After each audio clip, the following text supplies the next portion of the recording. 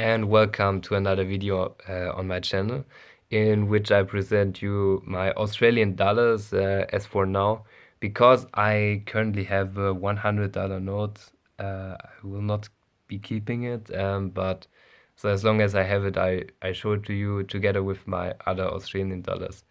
And okay, I don't have a complete series, but you see, for example, here, three different series. I have the $1 note of the paper version. There was no polymer version of the $1 note, as it was just abandoned this denomination, and then the $5 note was the lowest denomination. And this one is the first polymer series, and this one is the updated version, which came out some years ago already. They introduced it gradually, and now we have the until the 50 note. Now I think the most recent one was the 20 note, and there will also be the 100 note, hopefully, if they don't abandon it, because there were also thoughts about, abolishing the $100 denomination. As Australia is going cashless quite rapidly, or yes, cash is really on decline in Australia. And yes, previous to that, there was even higher denominations than 100. It was like in Canada or the US. But at the moment, those countries, they all have as highest denomination the $100 note. And yes, about the first polymer series. So Australia was one of the first countries to adopt polymer as a substrate for banknotes, and therefore we see the early stages of the technology, and you see the security features are quite today they are definitely outdated, because they're too easy to counterfeit. Actually, even polymer, you can counterfeit them somehow. I don't know how would you produce them yourself, but I think it's possible, because there's even private issues of self-made polymer banknotes, so it must be possible somehow.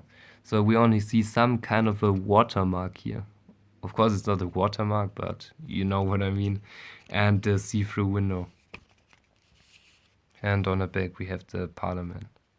You see the notice from 2005.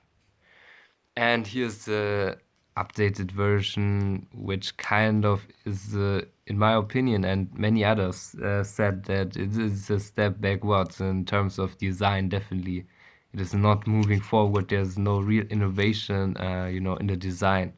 Of course, you have the updated security features, this hologram, and this broader, window, which is it's kind of similar to the Canadian dollar, how they updated them.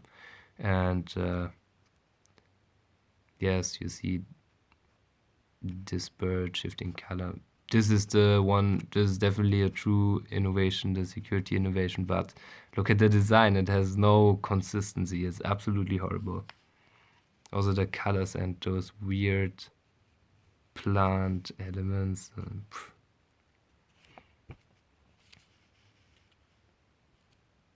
Yes, and here's the Parliament again. And you have added some Omron rings. Okay, and here's the 10 note. Yeah, same about the security features. Yes, there's not much to say about them. And the interesting thing about the Australian dollars is that apart from the 5 note, from the 10 note, you have two portraits on each note. So one side is dedicated to one person and the other side to another. And so you could actually say they don't have a real, or you could say this is more like the back, because you don't have the written $10. Yes, and here you have the 100 note.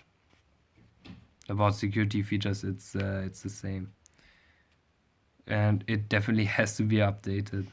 Just a piece of plastic with which this special imprint, but there's nothing really more to it. Also some soft kind of watermark. You don't even see it here. It's also the coat of arms, yeah. And then the back.